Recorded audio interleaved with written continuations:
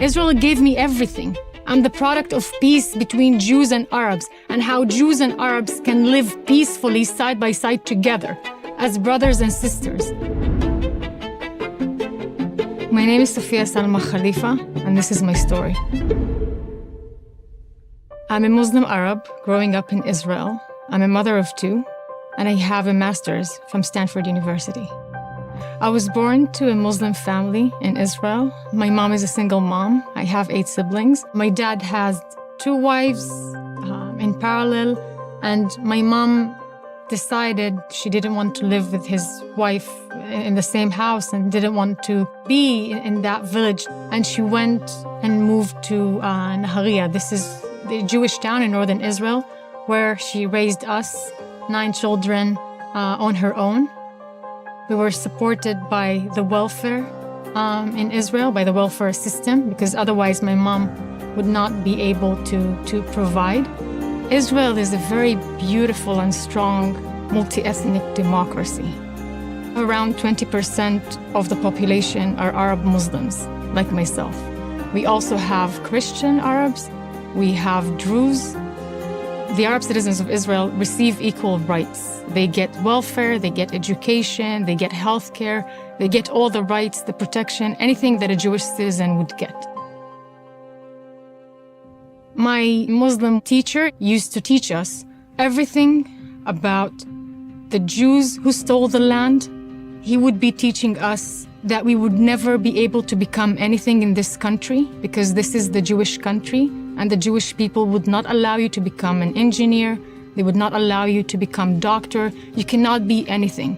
And we will have to resist. We would have to fight. We would have to do everything that we can to get the land back. I remember leaving these classes feeling like I don't have a future. But that really contradicted my experience with the Jewish people that I met. Because they were loving, they were kind, I was their friend, I would go to their houses. They didn't mind that I was Arab, they didn't see me as an Arab. They see me just as their friend. So it didn't land very well with me. I was with my girlfriend, she was staring, and I was asking her, like, what are you thinking about? And she said, like, you know, I really wish one day to become a suicide bomber. I really wish to become a shaheed one day. That moment really broke me to pieces. On the school break between 8th grade and 9th grade in the summer, I was discovered by a fashion photographer. That sounds really exciting. I should try that. But I knew that this is a choice of no return. I cannot step my foot in the village if I'm a model. I travel to Europe for work, and I spend a lot of my time in Tel Aviv. My uncle, my mother's brother, he threatened to cut off my head for dishonoring the family. And he obviously could not do that because we live in Israel, and Israel protects women. When he said that to my mom, she told him, "You won't even touch a hair on her head." I felt so empowered by her. And I wanted to send this message to all the Arab girls that you can be anything that you want. You can pursue any path that you want. It's very important to note that Israel pulled out of Gaza completely, unilaterally in 2005. They uprooted all the Jewish citizens who used to live in Gaza. All of them. All of them were taken out forcefully. After 2005, there was no Jew alive or dead in Gaza. They even take out the graves of the Jewish people because they didn't know what is going to happen to the graves. And this was a test case to see how a self-governing Gaza would look like. Gaza is a very fertile land. They had greenhouses that used to export flowers to all of Europe. And the hope in Israel was that we're hoping that Gaza can become the Singapore of the Middle East. This tiny country that has this very good economy with all the greenhouses, and they have the most beautiful beaches in the region, and they can go and fish, they can build, we're going to help them in tech. This is our path for peace. Days after the Jews, left Gaza, Hamas went and burned out all the greenhouses. They burned everything to the ground because this was the Jews' greenhouses before.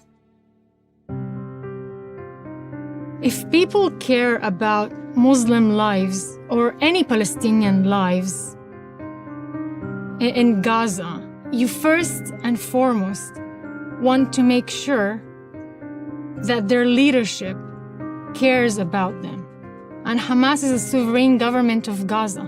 It's a terror organization that hijacked the Palestinian people for their own religious cause of transforming the Middle East and the entire world into an Islamic state. Palestinians don't have the right to say the truth. They cannot openly speak about the atrocities that Hamas is doing to them. If they speak against it, they're dead. People keep saying, if you're calling Hamas a terror organization, this is Islamophobia. No, this is not Islamophobia, this is the fact. I love Muslim people, I'm a Muslim. My family is Muslim, and I'm still condemning what Hamas did. Why people cannot see the truth about this situation? A lot of these people come from a reality that they teach you from a very young age to hate the Jews. The Jews stole the lands to the Palestinians. The Jews are responsible for all the atrocities in the world, and we just need to destroy them. So some of the people are brainwashed, and they're sometimes blinded to their own anti-Semitism. They say, I'm not anti-Semitic, I'm anti-Zionist. Now, what does that mean? It's like saying, I'm for women, but I don't think they should have rights. Because Zionism means that you believe in the Jewish people's right to have a state where they're safe and free from persecution, right? So how can you stand for the Jews and not wanting them to be able to defend themselves? And the other side, I think it's like a herd of sheep who are just like following whatever sound good to them. And they think that Hamas is the weak part, Israel is strong, and thus we need to support the weak. The weak could be a terror organization. And they're not that weak after we saw what they were able to do on October 7th. The everyday American should care about this because the West is going to be next. Israel is just the first. Some of the countries, the Arab countries, or let's take for example Iran, calls Israel the small devil and America the big devil. Is this what we want to support in this country? I hear a lot of people calling Israel an apartheid state. Maybe let's start with explaining what is an apartheid. It's a discrimination based on race. Arabs in Israel, who constitute 20% of the Israeli population, they're equal citizens. They're getting all the rights from Israel. They have education, healthcare, welfare, full rights, full protection. They're equal citizens for everything. Where's the apartheid? I'm very proud in being Arab. I'm very proud about being Muslim. But all I needed as a child, as a human being, to realize my full potential was give me the security, the safety, the education. Give me the opportunity. Israel gave me everything. I'm the product of peace between Jews and Arabs, and how Jews and Arabs can live peacefully side by side together as brothers and sisters. As an Arab Muslim, it's very important for me to speak out about these topics, to support Israel. You have to speak the truth. You have to stand with justice. I know the truth. People who didn't live in Israel don't know the truth. And we need to fix it.